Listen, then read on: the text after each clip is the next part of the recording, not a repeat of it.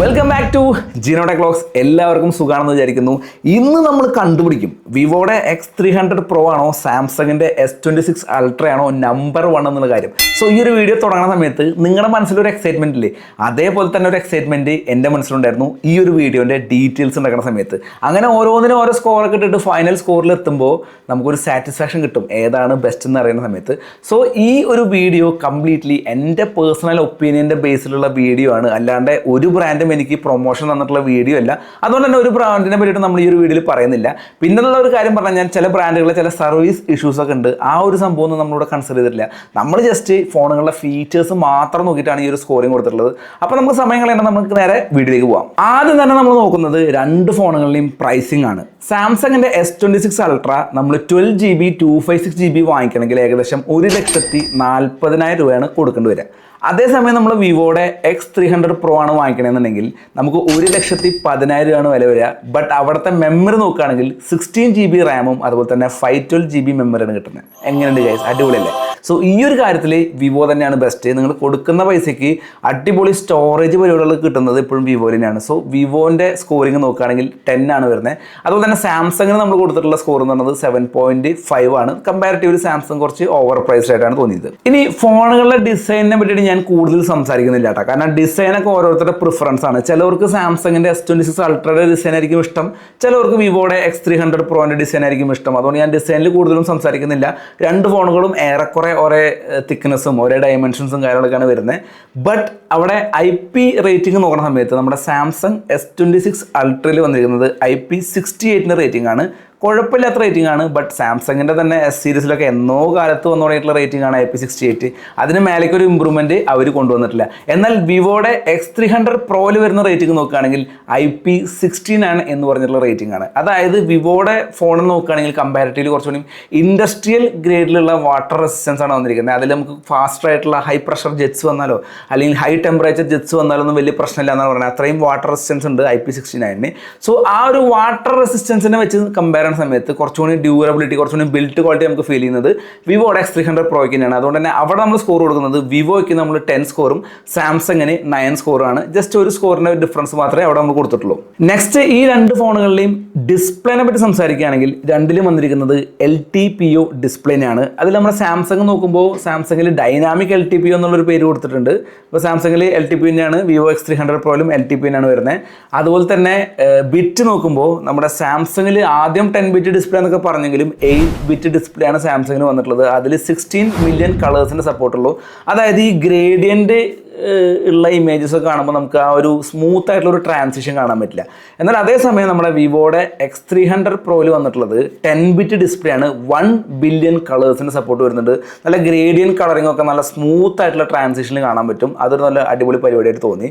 അതുപോലെ തന്നെ peak brightness നോക്കുകയാണെങ്കിൽ നമ്മുടെ സാംസങ്ങിൽ വന്നിരിക്കുന്നത് വെറും 2600 നിറ്റ്സിൻ്റെ പീക്ക് ബ്രൈറ്റ്നസ് ആണ്. അതൊക്കെ മാറ്റേണ്ട സമയം ഓൾറെഡി കഴിഞ്ഞിരിക്കുകയാണ്. അതുപോലെ തന്നെ വിവോയിൽ നോക്കുകയാണെങ്കിൽ കുറച്ചുകൂടി ബെറ്റർ ആയിട്ടുള്ള ബ്രൈറ്റ്നസ് കിട്ടുന്നുണ്ട്. 4500 നിറ്റ്സിൻ്റെ പീക്ക് ബ്രൈറ്റ്നസ് നമ്മുടെ വിവോയിൽ കിട്ടുന്നുണ്ട്. സോ ആ ഒരു ബ്രൈറ്റ്നസ് വെച്ച് നോക്കുമ്പോൾ കുറച്ചുകൂടി HDR കോണ്ടൻസ് ഒക്കെ കാണുന്ന സമയത്ത് നമുക്ക് കുറച്ചുകൂടി നല്ലത് വിവോ തന്നെയാണ്. രണ്ടിലും നമുക്ക് 120 ഹെർട്സിൻ്റെ റിഫ്രഷ് റേറ്റും കാര്യങ്ങളൊക്കെ വരുന്നുണ്ട്. PPI നോക്കുകയാണെങ്കിൽ അവിടെ സാംസങ് ആണ് സ്കോർ ചെയ്തിട്ടുള്ളത്. 500 PPI ആണ് വരുന്നത്. അതായത് ക്ലാരിറ്റി നോക്കുമ്പോൾ കുറച്ചുകൂടി ബെറ്റർ സാംസങ് ആയിരിക്കും. എന്നാൽ നമ്മുടെ വിവോ മോശമൊന്നുമില്ല, അവിടെ 450 PPIയുടെ ഒരു ക്ലാരിറ്റിയാണ് നമ്മുടെ വിവോന് വരുന്നത്. സോ ഓൾമോസ്റ്റ് നമ്മൾ കമ്പയർ ചെയ്യുന്ന സമയത്ത് പീക്ക് ബ്രൈറ്റ്നസ് കുറച്ച് കുറവാണ് സാംസങ്ങിലെങ്കിലും ആ ഒരു 2600 നിറ്റ്സ് പീക്ക് ബ്രൈറ്റ്നസ് ഒക്കെ അത്യാവശ്യം ഇനഫാണ്. ഔട്ട്ഡോർ വിസിബിലിറ്റി കാര്യങ്ങളൊക്കെ ഓക്കെയാണ്. നമ്മൾ ഇൻഡിവിജ്വലി ഈ ഒരു ഫോൺ റിവ്യൂ ചെയ്യുന്ന സമയത്ത് എനിക്ക് ഡിസ്പ്ലേയുടെ കാര്യത്തിൽ രണ്ടും ബെറ്റർ ആയിട്ടാണ് തോന്നിയത്. സോ ആ ഒരു ഫീച്ചേഴ്സ് ഒക്കെ വെച്ച് നോക്കുമ്പോൾ ഒരുവിധം ബാലൻസ് ആക്കി വേണമെങ്കിൽ വെക്കാം. 8-bit 10-bit വേണമെങ്കിൽ കുറച്ച് ഡിഫറൻസ് ഉണ്ടെന്ന് പറയാം. അതിന് പകരം ഇവിടെ PPI കൂടുതലാണ്. അങ്ങനെ ഒരു ബാലൻസ്ഡ് ആണ് ഡിസ്പ്ലേയുടെ കാര്യത്തിൽ. ബട്ട് സാംസങ് ഡിസ്പ്ലേയിൽ സ്കോർ ചെയ്യാൻ പോകുന്ന രണ്ട് കാര്യങ്ങൾ എന്താണെന്ന് വെച്ച് കഴിഞ്ഞാൽ, ഒന്ന് ആൻറ്റി റിഫ്ലക്റ്റീവ് കോട്ടിംഗ് ഉള്ള ഡിസ്പ്ലേ ആണ്. നിങ്ങൾ സാംസങ്ങിൻ്റെ റിവ്യൂ എൻ്റെ ചാനലിൽ കണ്ടിട്ടുണ്ടെങ്കിൽ ഞാനിങ്ങനെ ഫോൺ പിടിക്കുന്ന സമയത്തൊക്കെ സാംസങ്ങിൻ്റെ ഡിസ്പ്ലേയുടെ സൈഡിൽ നിന്ന് യാതൊരു വിധത്തിലുള്ള റിഫ്ലക്ഷൻസും ഉണ്ടായിരുന്നില്ല എന്നാണ് ഏറ്റവും വലിയ പ്രത്യേകത. സോ അത്തരത്തിലുള്ളൊരു ആൻറ്റി റിഫ്ലക്റ്റീവ് കോട്ടിങ് സാംസങ് ഫോണുകൾ വരുന്നുണ്ട്. അതിനേക്കാളൊക്കെ ഉപരി സാംസങ്ങിൻ്റെ മാത്രം ഇൻവെൻഷൻ ആയിട്ടുള്ള നമ്മുടെ പ്രൈവസി ഡിസ്പ്ലേ സെറ്റിങ്സ് സാംസങ് ഡിസ്പ്ലേയിൽ വരുന്നുണ്ട്. അതൊരു കിടിലൻ ഫീച്ചറാണ്. എന്തായാലും ആ ഒരു ഫീച്ചർ കുറച്ച് കാലത്തേക്ക് മറ്റ് ബ്രാൻഡുകൾക്കൊന്നും കൊണ്ടുവരാൻ പറ്റില്ല. ഇനി അവർ കൊണ്ടുണ്ടെങ്കിൽ തന്നെ അത് നമ്മുടെ സാംസങ്ങിൻ്റെ നിന്ന് പർച്ചേസ് ചെയ്താൽ മാത്രമേ കിട്ടുള്ളൂ. കാരണം അത്രയും അടിപൊളി ഒരു ഇൻവെൻഷൻ ആയിട്ടാണ് എനിക്ക് ഫീൽ ചെയ്തത്. സോ അത് വെച്ച് നോക്കുമ്പോൾ ഡിസ്പ്ലേയുടെ കേസ് നമ്മൾ കമ്പയർ ചെയ്യുമ്പോൾ സാംസങ്ങിന് നമ്മൾ 10 സ്കോറാണ് കൊടുക്കുന്നത്. അതേസമയം നമ്മുടെ വിവോ X300 പ്രോയ്ക്ക് ഈ രണ്ട് സാധനങ്ങൾ മിസ്സായതുകൊണ്ട്, അതായത് പ്രൈവസി ഡിസ്പ്ലേയും ആൻറ്റി റിഫ്ലക്റ്റീവ് കോട്ടിംഗ് ഡിസ്പ്ലേ ഇല്ലാത്തതുകൊണ്ടുള്ള ആ ഒരു പ്രശ്നം കാരണം നമ്മൾ വിവോ X300 പ്രോൻ്റെ ഡിസ്പ്ലേയുടെ സ്കോർ കൊടുക്കുന്നത് 8 ആണ്. അപ്പോൾ സാംസങ്ങിനോട് 10 കിട്ടിയിട്ടുണ്ട്, വിവോയ്ക്ക് നമുക്ക് 8 കിട്ടിയിട്ടുള്ളൂ. ഇനി നമുക്ക് പറയാനുള്ളത് രണ്ട് ഫോണുകളിലെയും ഓപ്പറേറ്റിംഗ് സിസ്റ്റങ്ങളെ പറ്റിയിട്ടാണ്. രണ്ടും ആൻഡ്രോയിഡ് 16 ബേസിൽ വർക്ക് ചെയ്യുന്ന ഫോണുകളാണ്. എന്നാൽ നമ്മുടെ സാംസങ്ങിൻ്റെ ഇതിൽ വന്നിരിക്കുന്നത് One UI എന്ന് പറഞ്ഞിട്ടുള്ള OS ആണ്. എന്നാൽ വിവോയിൽ വന്നിരിക്കുന്നത് നമ്മുടെ ഒറിജിൻ OS എന്നുള്ള സംഭവമാണ്. ഒറിജിൻ OS കൊള്ളാം, അത്യാവശ്യം അടിപൊളി ഫീച്ചറൊക്കെയാണ്. എന്നാലും നമുക്ക് യൂസ് ചെയ്യുമ്പോൾ കിട്ടുന്ന ആ ഒരു ഫീച്ചർ, നമ്മുടെ എസെൻഷ്യൽ ഫീച്ചേഴ്സിൻ്റെ ഒരു പ്രസൻസ് ഒക്കെ നോക്കുമ്പോൾ ഏറ്റവും ബെറ്റർ ആയിട്ട് തോന്നിയിട്ടുള്ളത് നമ്മുടെ One UI തന്നെയാണ്. AI ഫീച്ചേഴ്സ് നോക്കുകയാണെങ്കിലും One UI ആണ് അടിപൊളിയായിട്ട് എനിക്ക് തോന്നിയത്. സോ അതുകൊണ്ട് തന്നെ UI എക്സ്പീരിയൻസിൽ വിത്തൗട്ട് എനി ഡൗട്ട് എനിക്ക് സാംസങ്ങിന് 10 സ്കോർ കൊടുക്കാൻ പറ്റും. എന്നാൽ നമ്മുടെ ഒറിജിൻ OS അല്ലെങ്കിൽ നമ്മുടെ വിവോ X300 പ്രോയ്ക്ക് നമ്മൾ 8 സ്കോറേ കൊടുക്കുന്നുള്ളൂ. ഇത് എൻ്റെ മാത്രം ഒപ്പീനിയനാണ്. ഞാൻ യൂസ് ചെയ്തപ്പോൾ എനിക്ക് തോന്നിയിട്ടുള്ള ഫീലാണ് ഒറിജിൻ OS ചില കാര്യങ്ങളൊക്കെ ബെറ്റർ ആണെന്ന് എനിക്കും അറിയാം. എന്നാലും ഉപയോഗിച്ച സമയത്ത് എനിക്ക് കുറച്ചുകൂടി കംഫർട്ടബിൾ ആയിട്ട് തോന്നിയിട്ടുള്ളത് നമ്മുടെ സാംസങ്ങിൻ്റെ One UI ആണ്. അതുകൊണ്ടാണ് സാംസങ്ങിന് 8ഉം നമ്മുടെ വിവോയ്ക്ക് 10ഉം കൊടുത്തിട്ടുള്ളത്. ഇനി നമുക്ക് പറയാനുള്ളത് സാംസങ്ങിൻ്റെയും അതുപോലെ തന്നെ വിവോയുടെയും പെർഫോമൻസുകൾ നോക്കുമ്പോൾ എങ്ങനെയാണ് എന്നുള്ള കാര്യമാണ്. സോ സാംസങ്ങിൽ വന്നിരിക്കുന്നത് സ്നാപ്ഡ്രാഗൻ്റെ 8 Elite Gen 5 എന്ന് പറഞ്ഞിട്ടുള്ള ലോകത്തിൽ വെച്ച് തന്നെ ഏറ്റവും പവർഫുൾ ആയിട്ടുള്ള ഒരു ചിപ്സെറ്റാണ്. എന്നാൽ അതേ സമയത്തിൽ ഒട്ടും മോശമില്ലാത്തൊരു ചിപ്സെറ്റ് ആയിട്ടുള്ള Dimensity 9500 ആണ് നമ്മുടെ വിവോ X300 Pro വന്നിട്ടുള്ളത്. ഇത് രണ്ട് യൂസ് ചെയ്യുന്ന സമയത്ത് നമുക്ക് നോർമലി ഇത് തമ്മിലുള്ള ഡിഫറൻസ് ഒന്നും മനസ്സിലാക്കാൻ പറ്റില്ല. ബട്ട് കുറച്ചും കൂടി നല്ല ഹൈ എൻഡ് ടെക്നോളജി വരുന്നത് സ്നാപ്ഡ്രാഗൻ്റെ ആണ്. കുറച്ചുകൂടി ഡ്യൂറബിൾ ആയിട്ട് പെർഫോമൻസ് വരുന്ന സ്നാപ്ഡ്രാഗൻ്റെ ആണ്.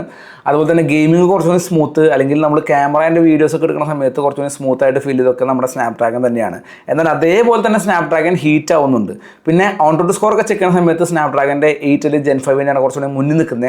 അതുകൊണ്ട് തന്നെ പെർഫോമൻസ് ആയിട്ട് നോക്കുന്ന സമയത്ത് നമ്മൾ സ്നാപ്ഡ്രാഗനാണ് കുറച്ചുകൂടി ഇമ്പോർട്ടൻസ് ഞാൻ കൊടുക്കുന്നത്. എൻ്റെ പേഴ്സണൽ ഒപ്പീനിയനാണ്. Dimensity 9500 കുഴപ്പമൊന്നും എനിക്ക് ഫീൽ ചെയ്തിട്ടില്ല. എന്നാലും കുറച്ചുകൂടി കംഫർട്ടബിൾ ആയിട്ട് കുറച്ചുകൂടി സ്മൂത്ത് ആയിട്ട് യൂസ് ചെയ്യാൻ പറ്റിയത് നമ്മുടെ സ്നാപ്ഡ്രാഗൺ തന്നെയാണ്.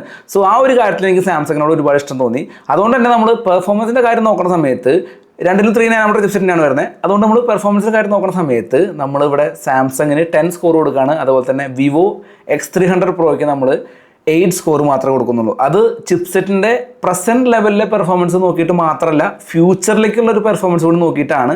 കാരണം അത്രയും അടിപൊളിയായിട്ട് നമ്മുടെ സ്നാപ്ഡ്രാഗൺ കാര്യങ്ങൾ ഡീൽ ചെയ്യുന്നുണ്ട് എന്നുള്ളത് എനിക്ക് മനസ്സിലായി. സോ Dimensity ഞാൻ പറഞ്ഞല്ലോ, ഒറ്റയ്ക്ക് നമുക്ക് വ്യത്യാസങ്ങളൊന്നും മനസ്സിലാവില്ല. എന്നാൽ ആ ഒരു ബ്രാൻഡ് വാല്യൂവിന് കൺസിഡർ ചെയ്തിട്ടാണ് ഈ ഒരു 10ഉം 8 നമ്മൾ കൊടുത്തത്. സാംസങ് നമ്മൾ 10 കൊടുത്തിട്ടുണ്ട്, വിവോയ്ക്ക് നമ്മൾ 8 കൊടുത്തിട്ടുള്ളൂ. ഇനി നമുക്ക് സംസാരിക്കാനുള്ളത് ക്യാമറ സെഗ്മെൻറ്റിനെ പറ്റിയിട്ടാണ്. നമുക്ക് ഓരോ സെൻസറുകളും ഇൻഡിവിജ്വലി കമ്പയർ ചെയ്യണം. കാരണം അതിന് ഡിഫറൻസ് രണ്ടിലും ഉണ്ട്. എന്നാൽ രണ്ട് ക്യാമറ സിസ്റ്റം ഓൾമോസ്റ്റ് ടാലി ആക്കിയിട്ടുള്ള പോലെയാണ് എനിക്ക് ഫീൽ ചെയ്തിട്ടുള്ളത്. ആദ്യം നമ്മൾ മെയിൻ സെൻസറിനെ പറ്റി പറയുമ്പോൾ സാംസങ് S26 അൾട്രയിൽ വന്നിട്ടുള്ള മെയിൻ സെൻസർ 200 മെഗാ പിക്സലിൻ്റെ ഒരു മെയിൻ സെൻസറാണ്. എന്നാൽ അതേസമയം വിവോ X300 പ്രോയിൽ വന്നിട്ടുള്ള മെയിൻ സെൻസർ 50 മെഗാ പിക്സലിൻ്റെ മെയിൻ സെൻസറാണ്. ഇതിൽ എനിക്ക് വിവോനെയാണ് കുറച്ച് ഇഷ്ടപ്പെട്ടത്. കാരണം വെച്ചാൽ മെയിൻ സെൻസറിൽ 1x ഫോട്ടോ ഒക്കെ എടുക്കാനായിട്ട് 50 മെഗാ പിക്സൽ മതി. അതിന് 200 മെഗാ പിക്സൽ കൊണ്ടുവയ്ക്കേണ്ട ആവശ്യമില്ല എന്നാണ് എനിക്ക് തോന്നിയിട്ടുള്ളത്. എന്നാലും അടുത്തൊക്കെയുള്ള ഒബ്ജക്റ്റുകളുടെ ഫോട്ടോ എടുത്ത് നന്നായി സൂം ചെയ്ത് നോക്കാൻ ഇഷ്ടമുള്ള ആൾക്കാർക്കാണെങ്കിൽ ആ ഒരു 200 മെഗാ പിക്സൽ കൊണ്ട് ഉപകാരം ഉണ്ടായിരിക്കും. അല്ലാണ്ട് 1x ഫോട്ടോ എടുക്കാനായിട്ട് ഈ ഒരു 200 മെഗാ പിക്സലിൻ്റെ ആവശ്യമില്ലായിരുന്നു എന്നാണ് എനിക്ക് സാംസങ്ങിനോട് പറയാനുള്ളത്. രണ്ടാമത്തെ കേസ്, രണ്ട് ഫോണുകളിലെയും അൾട്രാ വൈഡ് ലെൻസാണ്. അത് നമ്മൾ കമ്പയർ ചെയ്യുമ്പോൾ രണ്ട് ഫോണിലും 50 മെഗാ പിക്സലിൻ്റെ അൾട്രാ വൈഡ് സെൻസറാണ് വരുന്നത്. അത് രണ്ടിലും ഓൾമോസ്റ്റ് നന്നായിട്ട് പെർഫോം ചെയ്യുന്നുണ്ട്. അതിൽ ഞാൻ വലിയ ഡിഫറൻസുകൾ കാണുന്നില്ല. അത് രണ്ടിലും അടിപൊളിയാണ്. മൂന്നാമത്തെ കേസ് ടെലിഫോട്ടോ ലെൻസ്. ടെലിഫോട്ടോ ലെൻസിൻ്റെ കാര്യം പറയുമ്പോഴാണ് അവരെങ്ങനെയാണ് ഇതിനെ ബാലൻസ് ചെയ്തിട്ടുള്ളതെന്ന് മനസ്സിലാക്കാൻ പറ്റുക.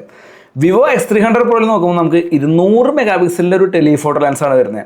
കിടിലൻ ടെലിഫോട്ടോസൊക്കെ എടുക്കാൻ പറ്റുന്ന ഒരു അടിപൊളി സെൻസറാണ് 200 മെഗാ പിക്സലിൻ്റെ സാംസങ് കൊടുക്കുന്ന സെൻസർ തന്നെയാണ്. എന്നാൽ അതിൽ വന്നിട്ടുള്ള ഒപ്റ്റിക്കൽ സെൻസർ 3.7x ആണ്. മാത്രമല്ല ഒറ്റ ടെലിഫോട്ടോ ലെൻസേ ഉള്ളൂ. എന്നാൽ സാംസങ്ങിലേക്ക് വരുമ്പോൾ നമുക്കിവിടെ 2 ടെലിഫോട്ടോ ലെൻസ് അവൈലബിൾ ആണ്. 200 മെഗാ പിക്സലിൻ്റെ സെൻസറൊന്നുമില്ല, 50 മെഗാ പിക്സൽ സെൻസറാണുള്ളത്. എന്നാൽ അത് 5x ഒപ്റ്റിക്കൽ സൂം വരുന്നതാണ്. അതായത് മറ്റേ 3.7 ആയിരുന്നു, ഇതിൽ 5 ഉണ്ട്. 5x സൂമിൽ നമുക്ക് നല്ല ക്ലാരിറ്റി ഫോട്ടോസ് എടുക്കാം. കൂടാതെ 10 മെഗാ പിക്സലിൻ്റെ ഒരു 3x ടെലിഫോട്ടോ ലെൻസും കൂടി ഇവിടെ വരുന്നുണ്ട്. അതായത് 3x-ലും 5x-ലും ഫോട്ടോ എടുക്കുമ്പോൾ ഇവിടെ അടിപൊളിയായിരിക്കും. അതിൽ നമുക്ക് 3.7 എന്ന് പറയുന്നത് അല്ലെങ്കിൽ 3.5 എന്ന് പറഞ്ഞാൽ ഒറ്റ ഓപ്ഷൻ മാത്രമേ നല്ല ക്ലാരിറ്റിയുള്ള ഫോട്ടോ അകലേന്ന് എടുക്കാനായിട്ട് ഉള്ളൂ. സോ ഇവിടെ 2 ഉണ്ട്, അവിടെ ഒരെണ്ണേ ഉള്ളൂ. എന്നാൽ അവിടെ 200 ഇവിടെ 50ഉം 10ഉം ആണ്. സോ അങ്ങനെ നോക്കുമ്പോൾ രണ്ടും നമുക്ക് ഒരുവിധം ടാലി ആയിട്ട് പോയ പോലെയാണ് എനിക്ക് ഫീൽ ചെയ്തത്. രണ്ടിനും നെഗറ്റീവ്സ് ഉണ്ട്, പോസിറ്റീവ് ഉണ്ട്. എന്നാൽ ഇവിടെ കുറവ്, ഇവിടെ കൂടുതൽ, ഇവിടെ കൂടുതൽ, ഇവിടെ കുറവെന്ന് പറഞ്ഞ മാതിരി അത് ബാലൻസ് ആയി പോയി. നമുക്ക് 200 മെഗാപിക്സലിൻ്റെ സെൻസർ കിട്ടുമ്പോൾ അവിടെ 3.7 ഉള്ളൂ.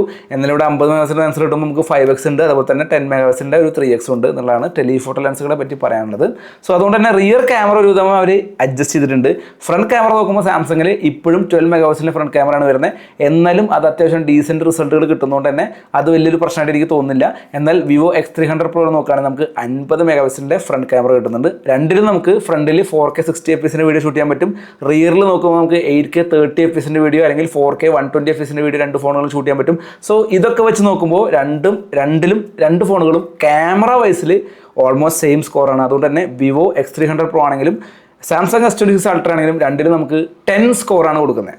രണ്ടിനും 10 വെച്ച് കൊടുക്കുകയാണ്. ഇനിയാണ് നമ്മൾ ബാറ്ററിനെ പറ്റി സംസാരിക്കാൻ പോകുന്നത്. ബാറ്ററിനെ പറ്റി സംസാരിക്കുമ്പോൾ നമ്മുടെ സാംസങ്ങിൽ വന്നിട്ടുള്ളത് 5000 mAh ബാറ്ററിയാണ്. അതേസമയം നമ്മുടെ വിവോ X300 Proയിൽ വന്നിട്ടുള്ള ബാറ്ററി എന്ന് പറയുന്നത് 6500 mAh ബാറ്ററിയാണ് ഇന്ത്യൻ വേരിയൻസിൽ. പുറത്തെ യൂറോപ്യൻ വേരിയൻസിലൊക്കെ 5400 mAh ഒക്കെ കൊടുത്തിട്ട് വെക്കുന്നുണ്ട്. എന്നാൽ ഇന്ത്യയിൽ നമുക്ക് 6500 ആണ് നമ്മുടെ വിവോയിൽ കിട്ടുന്നത്. അതുകൊണ്ട് തന്നെ ബാറ്ററി വെച്ച് നോക്കുമ്പോൾ നമ്മുടെ സാംസങ്ങിന് നമ്മൾ കൊടുക്കുന്നത് 8 സ്കോറാണ്, നമ്മുടെ വിവോന് നമ്മൾ കൊടുക്കുന്നത് 10 സ്കോറാണ്. അപ്പോൾ ഇതൊക്കെയാണ് നമ്മുടെ രണ്ട് ഫോണുകളിലെയും മെയിൻ സ്കോറിംഗ് ആയിട്ട് വരുന്നത്. ഇനി നമുക്ക് ചില അഡീഷണൽ ഫീച്ചേഴ്സ് രണ്ട് ഫോണുകളിലും വരുന്നുണ്ട്, ഫീച്ചറുകളും അതുപോലെ ചില കാര്യങ്ങളൊക്കെ ആയിട്ട് വരുന്നുണ്ട്. അതിൻ്റെ കുറച്ച് സ്കോർ കൊടുക്കാറുണ്ട്. സാംസങ്ങിൽ നമുക്ക് സാംസങ് ഡെക്സ് അല്ലെങ്കിൽ സാംസങ് വയർലെസ് ഡെക്സ് എന്ന് പറഞ്ഞുകൊണ്ട് സാംസങ് ഫോണിനെ ഒരു കമ്പ്യൂട്ടറാക്കി മാറ്റിയിട്ട് ഒരു ഡിസ്പ്ലേയിലേക്ക് ട്രാൻസ്ഫർ ചെയ്യാനുള്ള ഒരു അടിപൊളി ഫീച്ചർ ഉണ്ട്. ആ ഒരു ഫീച്ചർ നമ്മുടെ വിവോയിൽ മിസ്സിംഗ് ആണ്. വിവോയിൽ പക്ഷേ ട്രാൻസ്ഫർ ചെയ്ത് കാണുമായിരിക്കാം, ബട്ട് അത്രയും പ്രൊഫഷണൽ ഒരു കമ്പ്യൂട്ടർ പോലെ കൺവേർട്ട് ആവില്ല ഒരു മൊബൈൽ ഫോൺ ഒരിക്കലും. അതുകൊണ്ട് തന്നെ സാംസങ്ങിന് നമ്മളൊരു 2 പോയിന്റ് എക്സ്ട്രാ കൊടുക്കുന്നുണ്ട്. അതേപോലെ സാംസങ്ങിൻ്റെ S Pen എന്ന് പറയുന്ന ഒരു ഫീച്ചർ കിഡിലിന് ഫീച്ചറാണ്. നമുക്ക് അത് വെച്ച് നോട്ട് എഴുതാൻ പറ്റും, അത് വെച്ച് ഫോട്ടോ ഫോക്കസ് ചെയ്യാൻ പറ്റും, അങ്ങനെ കുറേ ചെറിയ പരിപാടികളുണ്ട്. അതുകൊണ്ട് നമ്മൾ സാംസങ്ങിന് ആ ഒരു ഫീച്ചറിന് നമ്മൾ അഡീഷണലി 2 പോയിന്റ് കൊടുക്കുന്നുണ്ട്. അത് 2 പോയിന്റ് കൊടുക്കണോ 5 പോയിന്റ് കൊടുക്കണോ നിങ്ങളുടെ ഇഷ്ടമാണ്. എന്നാൽ ഞാനിവിടെ 2 പോയിന്റാണ് എക്സ്ട്രാ കൊടുക്കുന്നുള്ളൂ. അതാണ് സാംസങ്ങിന് അഡീഷണലി കിട്ടിയിട്ടുള്ള 2 പോയിന്റ്സ് മാറ്റി നിർത്താം. വിവോ X300 Proന് നോക്കുകയാണെങ്കിൽ അഡീഷണൽ ആയിട്ട് വരുന്ന ഏറ്റവും വലിയ ഫീച്ചർ 90 വാട്ടിൻ്റെ ഒരു ഫാസ്റ്റ് ചാർജർ നമ്മുടെ ബോക്സിൽ ഫ്രീ ആയിട്ട് കിട്ടുന്നുണ്ട് എന്നുള്ള കാര്യമാണ്. അതുകൊണ്ട് തന്നെ നമ്മുടെ വിവോ X300 Proയ്ക്ക് നമുക്ക് 2 മാർക്ക് ഫ്രീ ആയിട്ട് കൊടുക്കാം. ഇതോടുകൂടി നമ്മുടെ സ്കോറിംഗ് പരിപാടി ഇവിടെ അവസാനിക്കുകയാണ്. ഇനി നമുക്ക് ഇതിൽ ആരാണ് വിന്നർ എന്നുള്ള കാര്യമാണ് നമ്മൾ ഫൈനലി കണ്ടുപിടിക്കാൻ പോകുന്നത്. സോ ആരായിരിക്കും വിന്നർ എന്ന് നിങ്ങളുടെ മനസ്സിൽ തോന്നുന്നത് എന്നുള്ളത് നിങ്ങൾ കമൻറ്റ് ചെയ്യാം. ഇനി ഞാൻ പറയാം റിയൽ വിന്നർ. നമ്മുടെ കാൽക്കുലേഷൻ വെച്ച് നോക്കുമ്പോൾ നമ്മുടെ സാംസങ്ങിൻ്റെ S26 Ultra ആണ് ഇവിടെ വിൻ ചെയ്തിരിക്കുന്നത്. 68.5 സ്കോറാണ് കിട്ടിയിട്ടുള്ളത്. അതേസമയം നമ്മുടെ വിവോ X300 Proയ്ക്ക് നമുക്ക് 66 പോയിന്റ് വന്നിട്ടുണ്ട്. അതായത് വെറും 2.5 സ്കോറിൻ്റെ വ്യത്യാസത്തിലാണ് സാംസങ്ങിൻ്റെ S26 Ultra ബെസ്റ്റ് ഫോണാണെന്ന് നമ്മൾ കണ്ടുപിടിച്ചത്. സോ അത് വലിയൊരു ഡിഫറൻസ് ആക്കണമെന്ന് വെച്ച് കഴിഞ്ഞാൽ ഡെഫിനറ്റ്ലി വേണ്ടാന്ന് ഞാൻ പറയും. കാരണം സാംസങ്ങിൻ്റെ ഫോണിന് 1,40,000, മറ്റേ ഫോണിന് നമുക്ക് 1,10,000 സ്റ്റാർട്ടിംഗ് പ്രൈസ് വരുന്നത്. അപ്പോൾ തന്നെ നമുക്കൊരു 30 രൂപയുടെ ലാഭം അവിടെ ഉണ്ടായെന്നുള്ള കാര്യം നിങ്ങൾക്ക് മനസ്സിലാക്കാവുന്നതാണ്. അപ്പോൾ അതുകൊണ്ട് തന്നെ ഈ ഒരു 2.5 പോയിന്റിൻ്റെ ഒരു ഡിഫറൻസ് നിങ്ങൾ വലിയ കാര്യമായിട്ട് എടുക്കേണ്ട എന്നുള്ളതാണ് എൻ്റെ ഒപ്പീനിയൻ. എന്നാലും നിങ്ങൾക്ക് ഒരു ഫീച്ചേഴ്സ് വെച്ച് നോക്കുമ്പോൾ ഉള്ള ഒരു ബെറ്റർ ഫോൺ എന്ന് പറയുന്നത് നമ്മുടെ സാംസങ്ങിൻ്റെ S26 Ultra തന്നെയാണെന്ന് നമുക്ക് മനസ്സിലാക്കാൻ സാധിക്കും. ഇനി നിങ്ങൾക്ക് വിവോ ആണ് ഇഷ്ടം അല്ലെങ്കിൽ സാംസങ് ആണ് ഇഷ്ടം, ഏത് ഫോൺ എടുത്താലും കുഴപ്പമില്ല. 2 ഫോണും ബെസ്റ്റ് ഫോൺ തന്നെയാണ്. നമ്മൾ കമ്പയർ ചെയ്തപ്പോൾ ചെറിയൊരു സ്കോറിൽ കയറി വന്നത് സാംസങ് ആണെന്ന് മാത്രമേ ഉള്ളൂ. വിവോ ഇഷ്ടമുള്ളവർക്ക് വിവോ എടുക്കാം, യാതൊരു വിധത്തിൽ കുഴപ്പം വിവോനില്ല. പിന്നെ സാംസങ്ങിന് റിലേറ്റഡ് ആയിട്ട് ചില സർവീസ് ഇഷ്യൂസൊക്കെ ഇപ്പോഴും നിലനിന്നിരിക്കുന്നത്. അപ്പോൾ അതൊക്കെ നിങ്ങൾക്ക് തീരുമാനിച്ച് ഡിസൈഡ് ചെയ്യാവുന്നതാണ്. സോ ഇതാണ് നമ്മുടെ സ്കോറിംഗ് വന്നിരിക്കുന്നത്. ഇനി ഞാൻ എന്തെങ്കിലും പോയിന്റ്സ് മിസ് ചെയ്ത് പോയിട്ടുണ്ടോ എന്നുള്ളത് നിങ്ങൾ കമൻറ്റ് ചെയ്യുക. അതുപോലെ തന്നെ നിങ്ങളുടെ അഭിപ്രായത്തിൽ ഏതാണ് ബെസ്റ്റ് ഫോൺ എന്നുള്ളത് നിങ്ങൾ കമൻറ്റ് ചെയ്യാം. സോ നമ്മുടെ കണ്ടുപിടുത്തത്തിൽ ഇതാണ് ഒരു ബെസ്റ്റ് ഫോണായിട്ട് തോന്നിയത്. പിന്നെ 2 ഫോണുകളിലും ഞാൻ യൂസ് ചെയ്ത സമയത്ത് എനിക്ക് തോന്നിയിട്ടുള്ള കാര്യം വെച്ചാൽ സാംസങ് കുറച്ചുകൂടി യൂസ് ചെയ്യാനായിട്ട് ഒരു പ്രൊഫഷണലിസം നമുക്ക് ഫീൽ ചെയ്യും. അതേസമയം കുറച്ചുകൂടി നല്ല അടിപൊളി ക്യാമറ ഫീച്ചേഴ്സ് തരുന്ന നമ്മുടെ വിവോ പോലെ തന്നെയാണ് എനിക്ക് ഫീൽ ചെയ്തത്. എന്നാലും 2 ഫോണുകൾ അത്യാവശ്യം ബാലൻസ്ഡ് ആയിട്ട് തന്നെയാണ് സെറ്റ് ചെയ്തിട്ടുള്ളത്. സോ ഇതുപോലുള്ള അടിപൊളി ടെക് വീഡിയോസ് കാണാനായിട്ട് നമ്മുടെ പേജ് മറക്കാതെ ഫോളോ ചെയ്യുക. അടുത്തൊരു വീഡിയോ കാണാനായിരിക്കും. ബൈ. Jino tech vlogs.